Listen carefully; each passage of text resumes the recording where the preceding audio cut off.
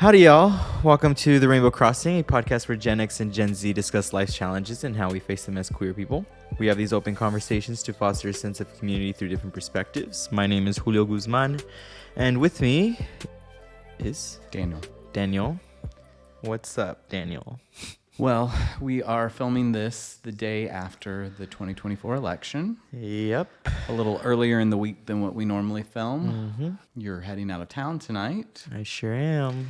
We should maybe all be heading out, perhaps of the country tonight. Anywhere, really. Or something that'll help you enjoy yourself for a bit before things get crazy. How are you feeling? I am feeling down. For sure, 1,000%. I had to work this morning. That was not too fun because normally I feel like I am an uplifting person. But today I feel like everything's just not going great. And I can't fake a smile. So that's been rough. But how are you? I think most of us are probably in a similar boat. Probably most of the people watching, supporting us. It's like a dark cloud is kind of hanging over. Yep. You and I had a few friends over last night to watch some of the election results, to have some food. And obviously it didn't go as expected. Most of the friends left right around like by 10:30, right? You stayed up for another hour Trying. or so. I kept falling in and out of sleep. But so you went to bed around 11:30. And I stayed up until about 1:30 watching and not expecting anything to change. It's kind of like I just needed to see the finality of it before I went to bed. Yeah, I could already kind of feel where it was going. And Sure. I was like, what am I going to stay up for? Because tomorrow I'm going to be tired and miserable. So might as well get some sleep. Yeah, I knew I wouldn't be able to get much sleep. I would wake up and wonder what was going on and turn over and check my phone. And so I was like, let me just stay up and I'll go to bed once there's some kind of finality. They hadn't called the race by the time I went to bed, but it was obviously pretty much done. So I woke up this morning feeling just like I was in a nightmare, not a dream, and a nightmare that I've been in before. This is obviously not the first time we've experienced this. I think it's one of those that we thought we had purged from our collective consciousness and that we wouldn't have to revisit, but here we are. So there's this feeling of surrealness, like, what? How did we get here again? It's mind-boggling. It's baffling. Yeah, this outcome to me wasn't shocking. It's not too baffling to me. It's just crazy that we're here. Like, the idea of this outcome wasn't unrealistic for me. Yeah, I guess it wasn't unrealistic, but It just sucks we're here.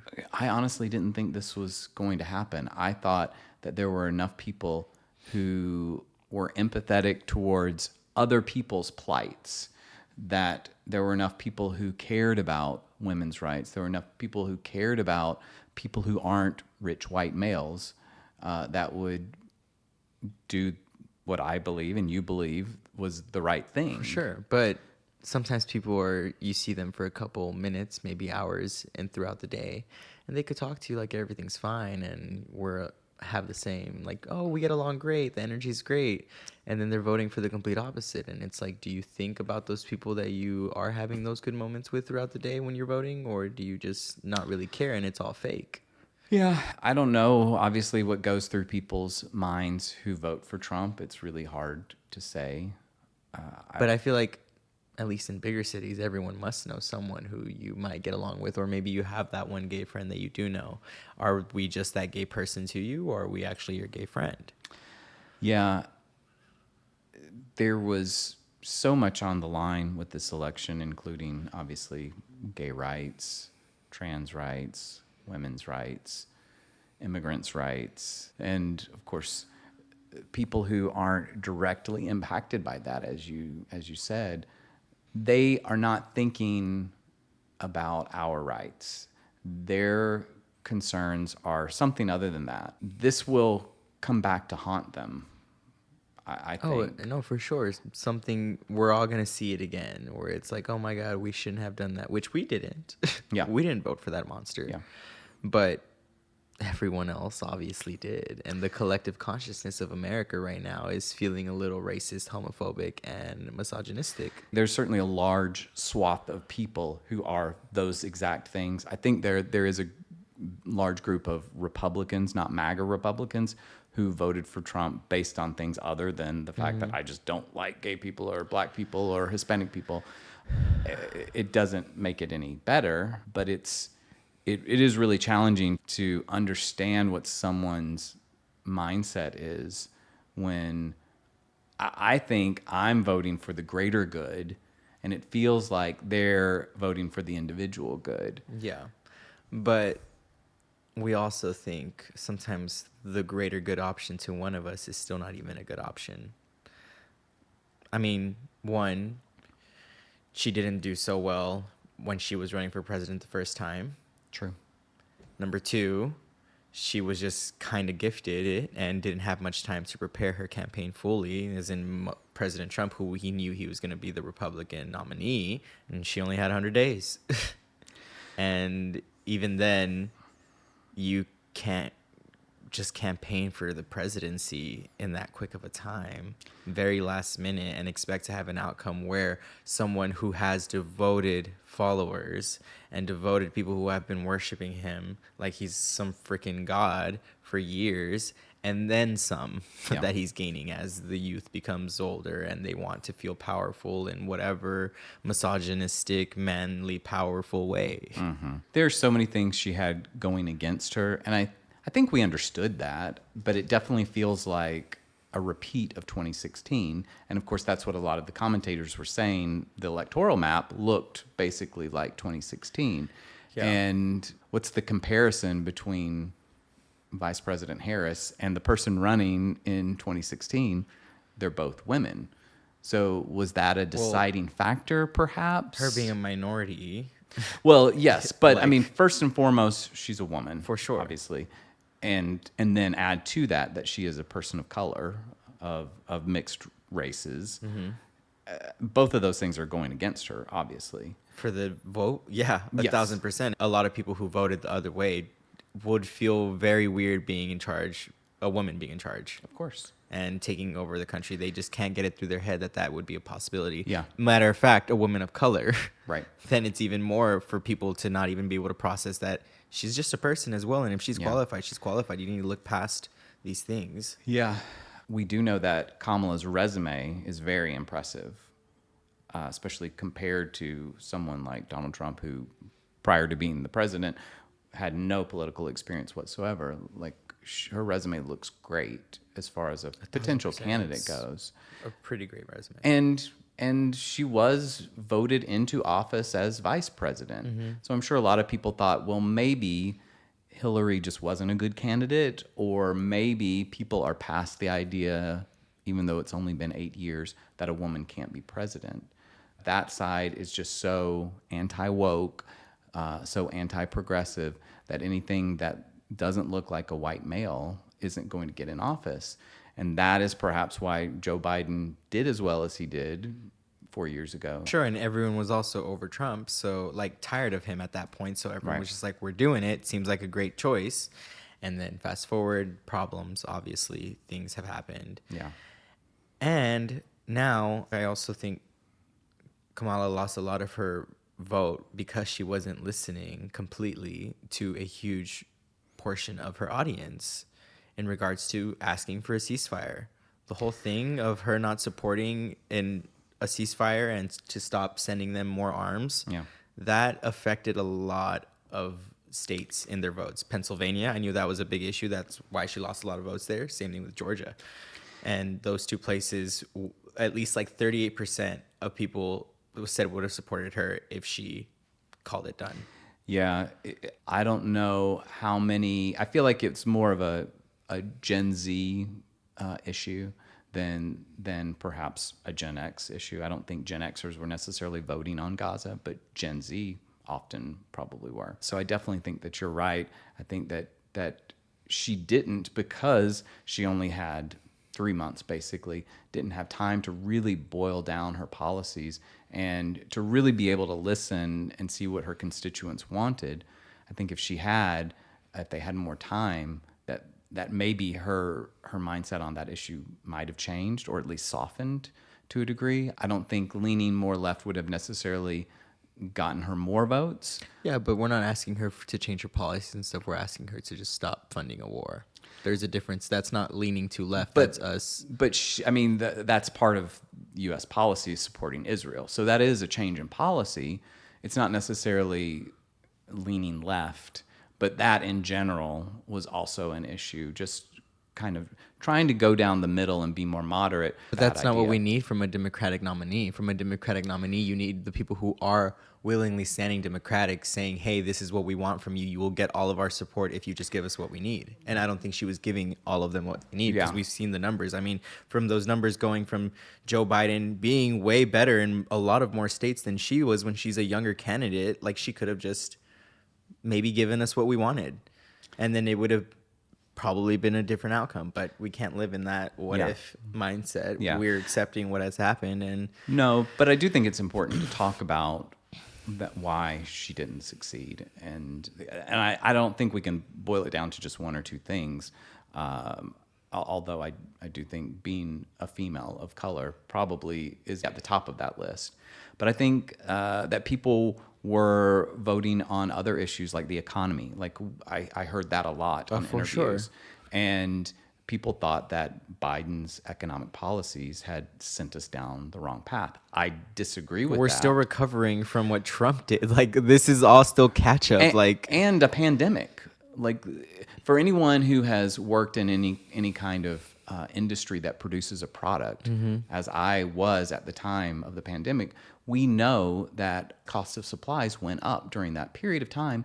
And then when people started getting their supplies again, the prices didn't go down. So the final product prices continued to go up. And that has to do with, of course, initially the supply chain issues, but then also just corporate greed. So we saw a lot of pricing issues, grocery pricing issues as well, that weren't the result of any economic policies on behalf of the president. And because he didn't have control over the two branches of Congress, nothing could get passed to actually change that, which of course is in the Republicans' favor because then they can tout that the economy's bad under Joe Biden, he didn't do anything, and you need us to take control of the situation. So I think the economy was definitely it. And obviously, Vice President Harris's platform relied heavily on abortion and women's rights to choose. And I don't think people came out in force for that issue as much as she thought that they would. As someone who grew up in a very religious home, and I've spoken to this a little bit here on the podcast and to you in person, abortion is a single issue that a lot of people who consider themselves Christians will vote on. They will not vote Democratic simply because Democrats are in favor of abortion access. And so it's just an immediate no-go for a big chunk of the population who are primarily in rural areas. Yeah, what I've noticed today is that a lot of women have voted for Trump. Surprisingly. Like a lot of women from what I've seen on my social media. And it's very... I can't even explain it. Like, how could you not care for another person that's just like you who is struggling to have a baby and that baby might kill them, whatever it is, and you just want them to choose their life? The doctor can't do anything about it because it's illegal. Like, right? What? Same thing for Latinos who voted for Trump. Well, I think that's another big issue related to that is 63% of Latinos in Michigan voted for Trump. The border crisis is certainly one of the things that a lot of people went to the polls for. And it is really fascinating to me how Latino people are voting pro-Trump in spite of obviously a lot of the things that were said, the garbage comments and that, but also just the idea of how did you get here?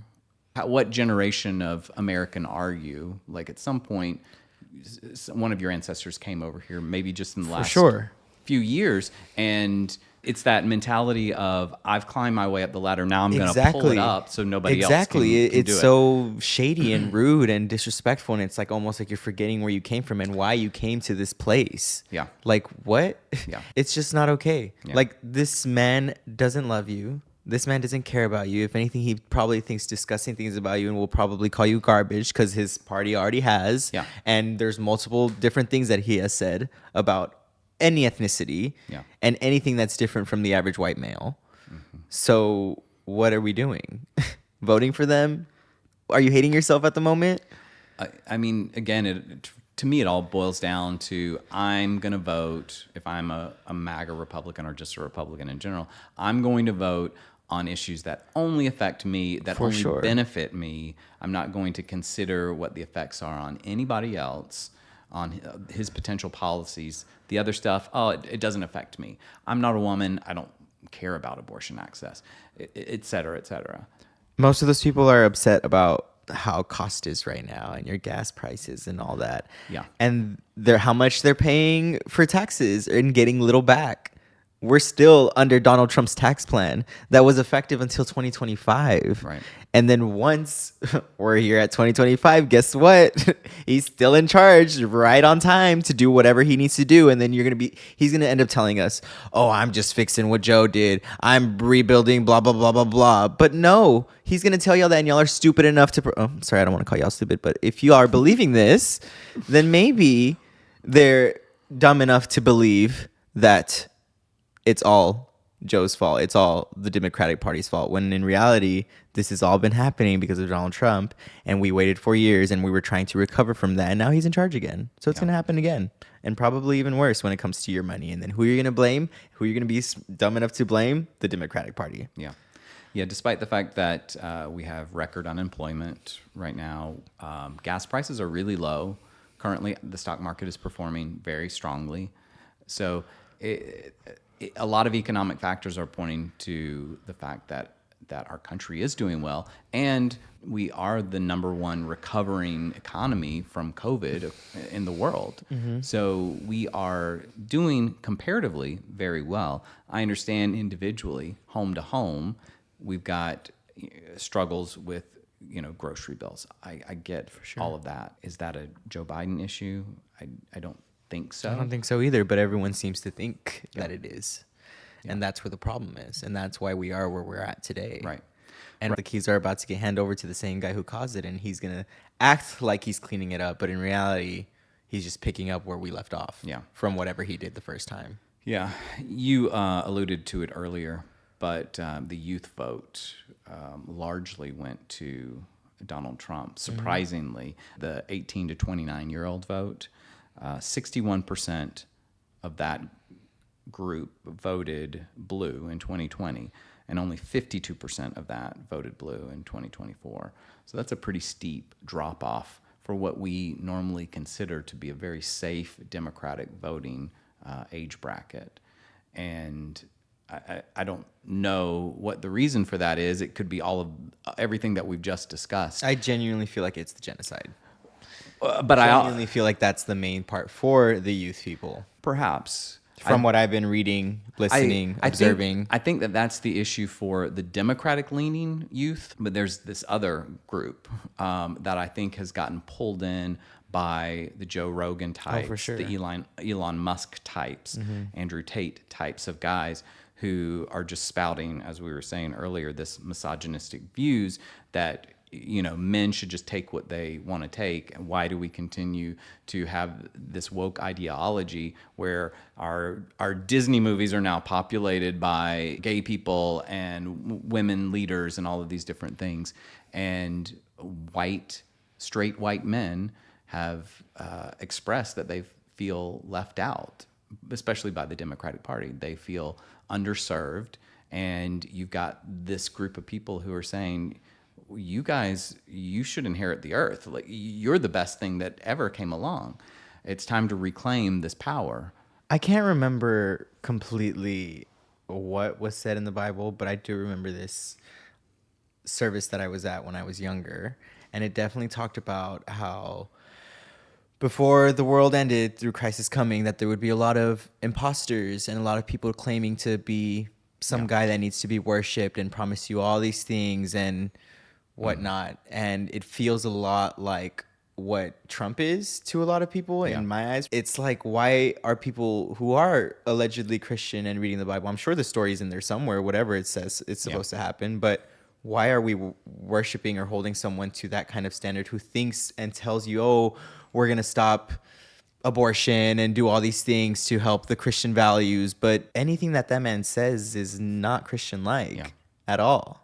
So where do you think that those two align? And then him having his own Bible, it makes no sense to me that anybody who is truly Christian and in love with God and in love with Jesus would support this man.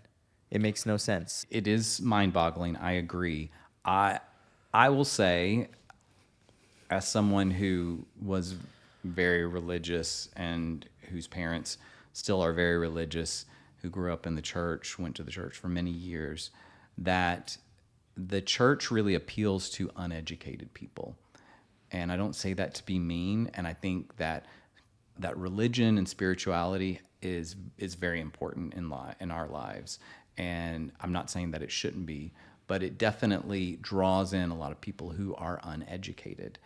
And Trump appeals to the uneducated. So it's a perfect marriage there. For the uneducated, you can tell them anything. And as Trump said, like, he could, do whatever, say whatever, and people will believe him. Today there was this someone that I knew who I had to unfollow and remove from my Instagram, posted like congratulations or 47th president or whatever and MAGA.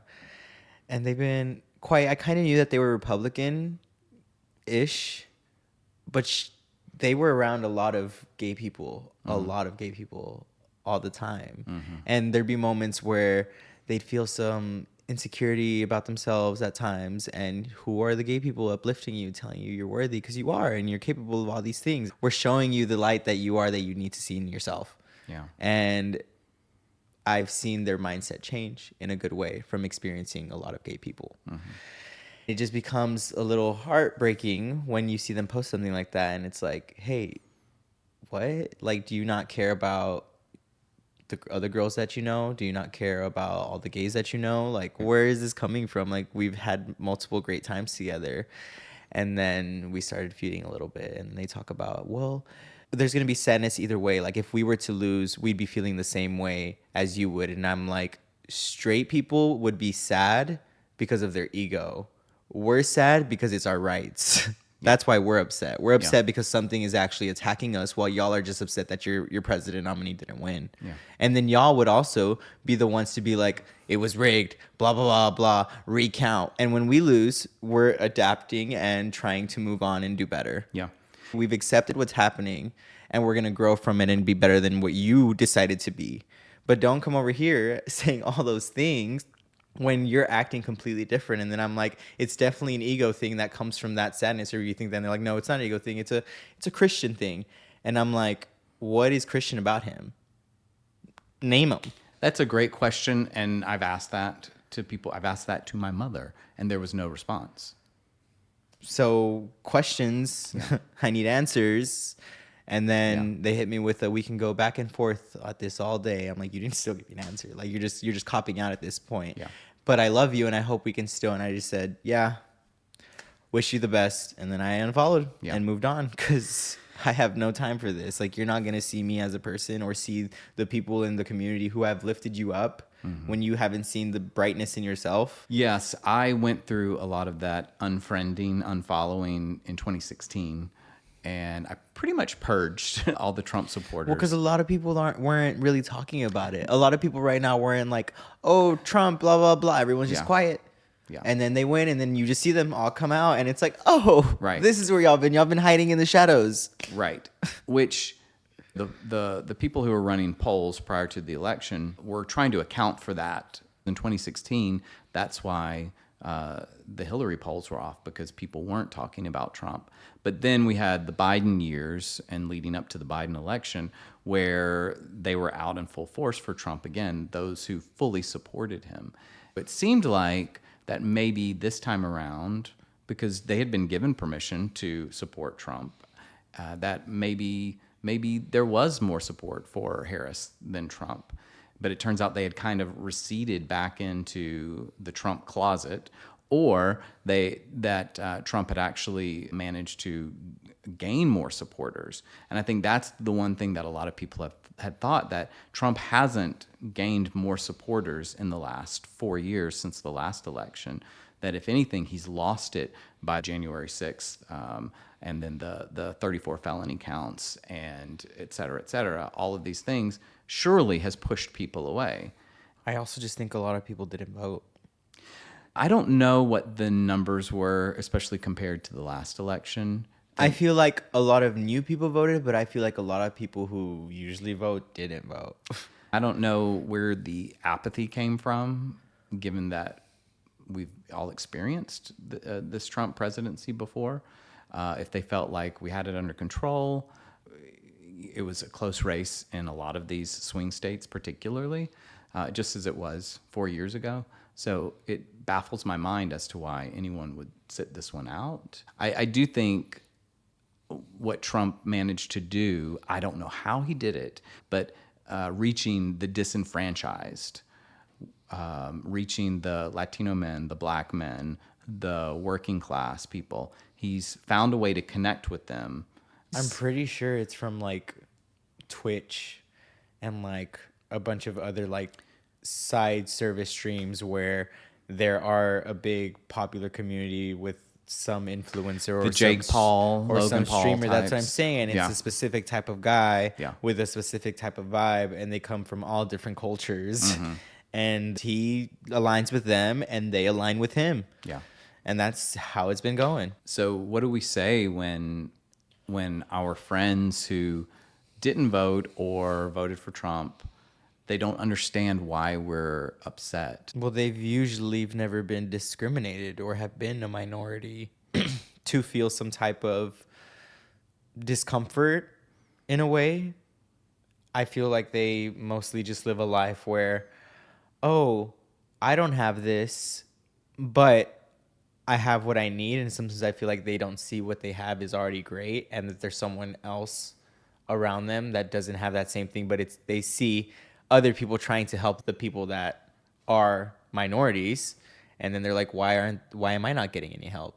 Well, because I'm pretty sure you're fine. I'm pretty sure you have everything you need and all the resources to get where you're going, or else you wouldn't be here. As to this person who has inflicted some kind of pain socially or mentally, needs a little bit more help because they've had a harder life. Yeah, it goes back to that term white privilege.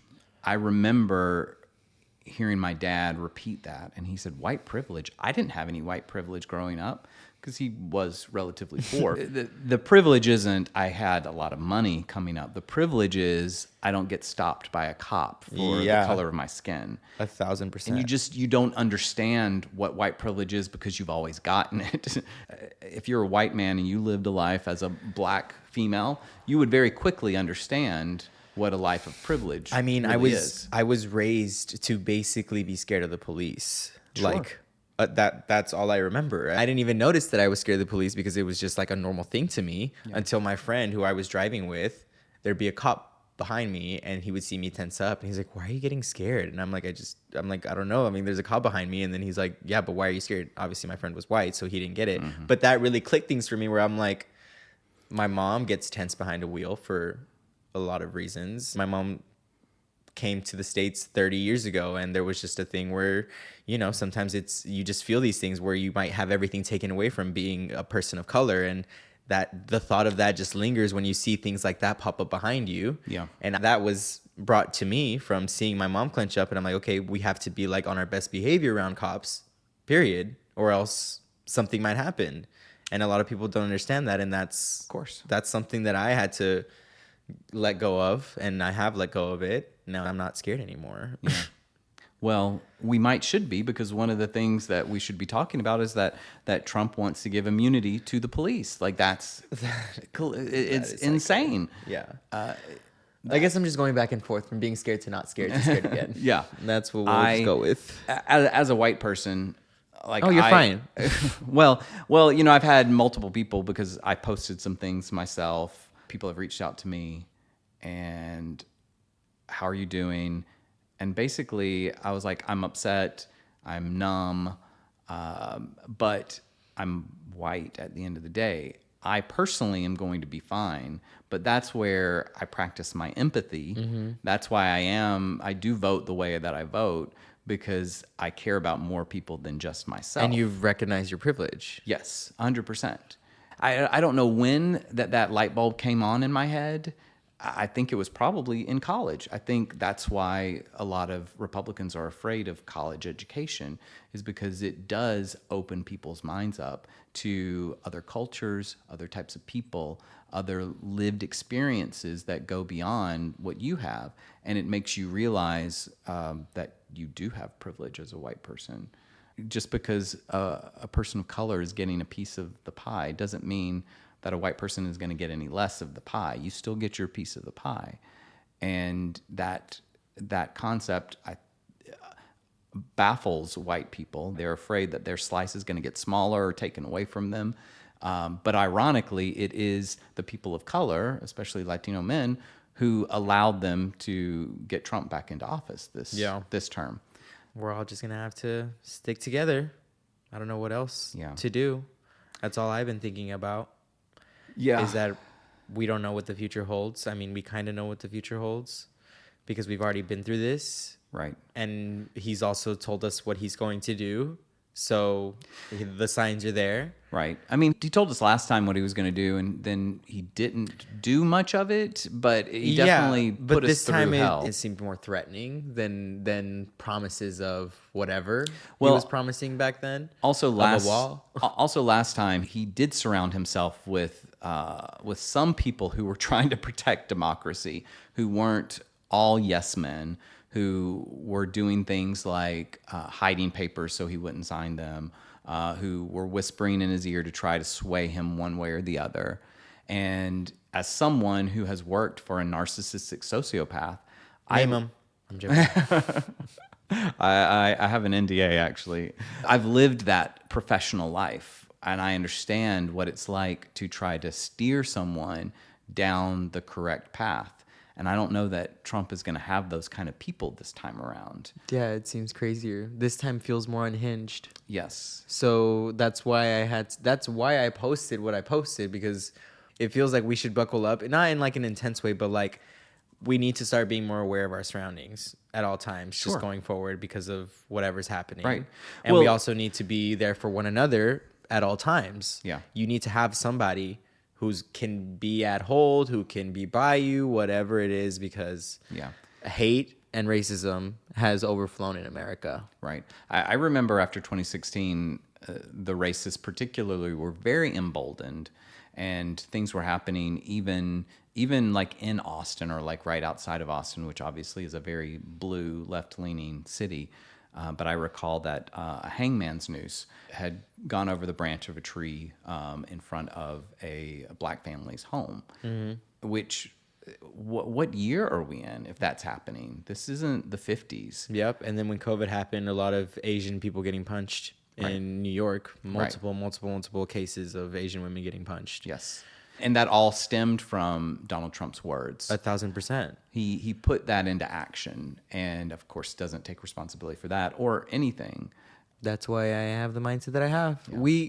And I'm not saying live life tensely. I'm not saying be scared of everything around the corner. You can still be you. You can still be optimistic. You should still be practicing mindful things and leading life with a optimistic view, but you still have to be aware. Right.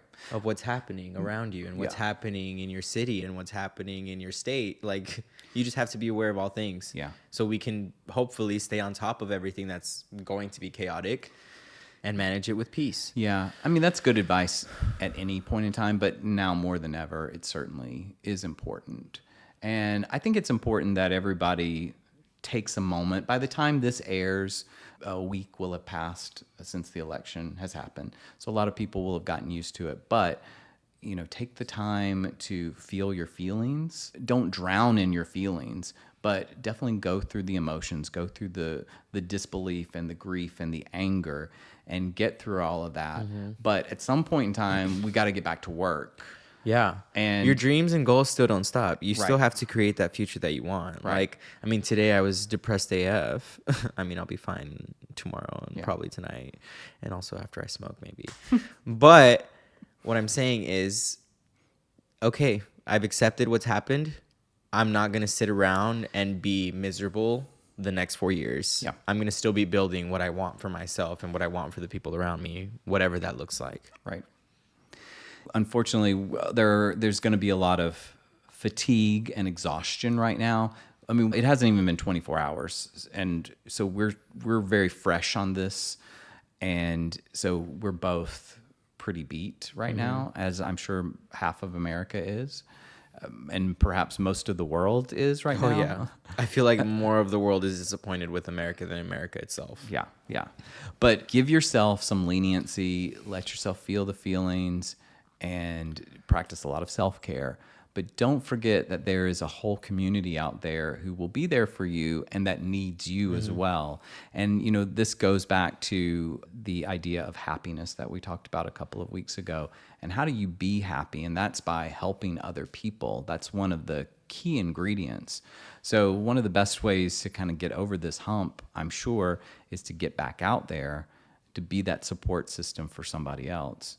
And I know you've already offered this up in your reel that you posted today, but if you and I together or individually can support anybody, whether it's a friend that we know here in Austin or if it's somebody who's watching us here, like that's why we started doing this whole thing, is that we could create this support system for people who may not have it. And right now that's needed more than ever. You and I are very fortunate that we have a great support system in each other and in our larger group of friends and in family. But a lot of people don't have any of that at all. So you do have us. I mean, we are here, but try to find a way to get into your community and to find your tribe and your people. It's going to be essential. Yeah. And we have to remember that, I mean, men, anybody in the community that we are in, the queer community, obviously, we were built in the darkness. We were built alone. We were built in pain. It's been most of a lot of our lives. So sadly, the feeling that we are in today isn't nothing new, but it's something we've overcome multiple times. So we're strong. We're resilient. We are a very strong group of people, and we are the most community-oriented people. Right. And real community, not ganging up with our brothers to be bullies. Right. We're actually ganging up together to talk about how we're feeling, to talk about how we're doing. We're getting together to build community, right? Not build a cult. Yeah, we're lifting each other up. When we come together, we lift up. When they come together, they're trying to tear someone down. Yeah. And that to me is what encapsulates the biggest difference between our two parties. And that's why I can never understand when someone who is a kind female supporting the Republican Party, you don't see what's going on here. It really boggles my mind. But that also comes from a mindset of the man in my life is going to be the provider and does everything for me, that what he says goes. I have no opinion. I'm just going to go as I'm told. Do Gen Z girls think that way? Small town, I'm sure. Yeah, I guess so. I'm sure if their husband is, I know in Hillsborough, from where I'm from, I'm sure a lot of people there who voted for Trump probably went to high school together, got married with each other, and have been there since. And they're not having their own opinion, and they probably just voted for whoever their husband wanted them to vote for. Yeah. So as we're engaging with those type of people, I do think it's important to establish, I think, two groups of people. The people who are just never going to listen to you, who are always Trumpers, who, particularly if they're more racist minded, etc., you can just write those people off, I think. And I think you've done that with deleting some of the people. But there is another group of people, and they're just uneducated or naive. They're maybe not very politically minded people, which is a lot of our country, obviously, the percentage that didn't vote. And Like, do we listen and engage and try to educate those people? Maybe not today, maybe not even next week, but to get more Democratic votes, we've got to find a way to bridge that gap and to help educate people and help foster a sense of empathy. And I think that's what the Republican Party is largely missing, is that empathy. It's all, as we've said, it's all a sense of self-importance. And how do we get people to understand that when you think about your community at large, no matter what that constitutes, what type of people that constitutes, you're benefiting yourself. It's only going to help when your community grows and is successful. You're going to experience growth and success as well. So I don't know how to do that unless we make connections with people who are on the fence or are uneducated, who otherwise are good people. But of course, right now, it's going to be really hard to have any conversation like that. Mm-hmm. Once Trump is in office, they might be more apt to listen because he's going to pull some shenanigans pretty early on that's going to remind people why he should. That we shouldn't have done this, and that we made the worst mistake ever. Yeah. And by we, I mean the people that voted for Trump. Yeah. I do want to share just a little bit of good news. I don't want to end this on just a sour note.